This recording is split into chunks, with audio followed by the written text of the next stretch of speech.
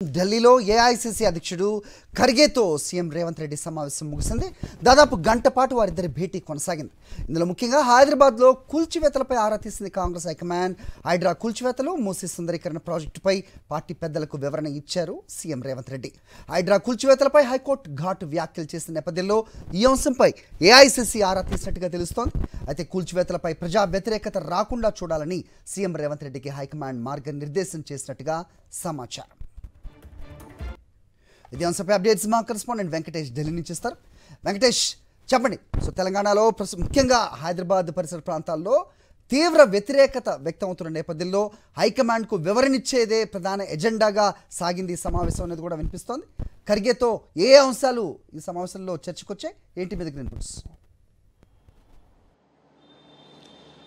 AICC అధ్యక్షుడు మల్లికార్జున ఖర్గే, అలాగే సంస్థాగత వ్యవహారాల ప్రధాన కార్యదర్శి కేసీ వేణుగోపాల్తో ముఖ్యమంత్రి రేవంత్ రెడ్డి వేర్వేరుగా సమావేశమయ్యారు.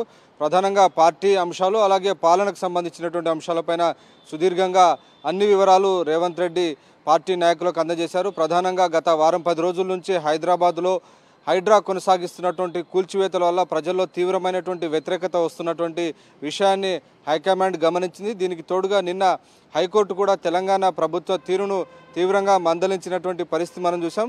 హైడ్రా ఏర్పాటు, చెరువుల పరిరక్షణ, అలాగే ప్రభుత్వ ఆస్తుల రక్షణ ఉద్దేశం మంచిదే అయినప్పటికీ హైడ్రా వ్యవహరిస్తున్నటువంటి పనితీరు మాత్రం చాలా ఆక్షేపణీయంగా ఉందని నిన్న హైకోర్టు తూర్పారబట్టింది.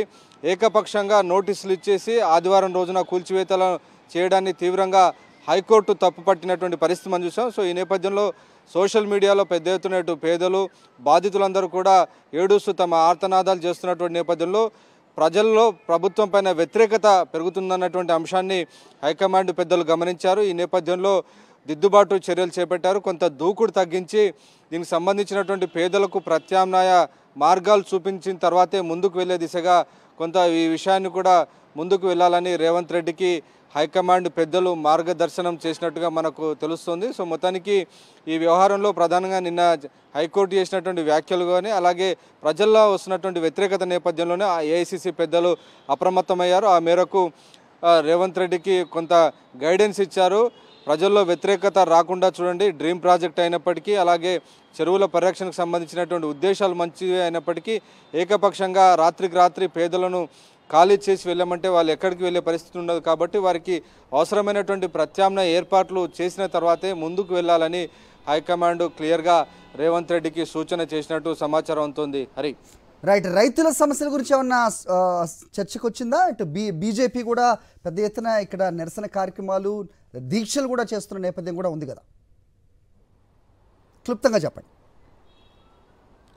ఖచ్చితంగా ఇటు ప్రభుత్వం ఏదైతే 6 గ్యారంటీలను పూర్తి చేస్తామని చెప్పామో, తాము ప్రభుత్వంలోకి వచ్చిన 100 రోజుల్లోనే కీలక గ్యారంటీలు అమలు చేస్తామని చెప్పింది. చాలా ఇందులో రుణమాఫీకి సంబంధించి కొంత పాక్షికంగానే అమలైంది, సంపూర్ణంగా అమలు కాలేదనేటువంటి ఒక వాదన పెద్ద ఎత్తున రైతుల నుంచి వస్తున్నటువంటి నేపథ్యంలో ఈ అంశాలన్నింటినీ కూడా ముఖ్యమంత్రి రేవంత్ రెడ్డి వివరించినటువంటి పరిస్థితి. సో మెజారిటీ రైతులందరికీ, చిన్న సన్నకారు రైతులకు ఇప్పటికీ రుణమాఫీ పూర్తయిందని, సో కొంతమందికి చేయాల్సినటువంటి విషయాన్ని ఇటు అధిష్టానం పెద్దలకు కూడా వివరించారు. కానీ ప్రజెంట్ బర్నింగ్ టాపిక్ అయితే మనం చూస్తున్నాం. హైదరాబాద్లో దాదాపు 1.5 కోటి మంది ప్రజలు నివసిస్తుంటారు. అలాగే మరొక సంవత్సరంలో జిహెచ్ఎంసీకి ఎన్నికలు రాబోతున్నటువంటి నేపథ్యంలో ప్రభుత్వానికి అపఖ్యాతి మూట కట్టుకుంటే అన్పాపులర్ అయి వచ్చే ఎన్నికల్లో కూడా ప్రభుత్వానికి చేదు ఫలితాలు వచ్చేటువంటి ప్రమాదం ఉంది. కాబట్టి కొంత దూకుడు తగ్గించి పద్ధతి ప్రకారం ముందుకు వెళ్తే పేద ప్రజల్లో, సామాన్య ప్రజల్లో వ్యతిరేకత రాకుండా చూడాలని అధిష్టానం పెద్దలు రేవంత్ను ఆదేశించినట్టు తెలుస్తోంది. రైట్.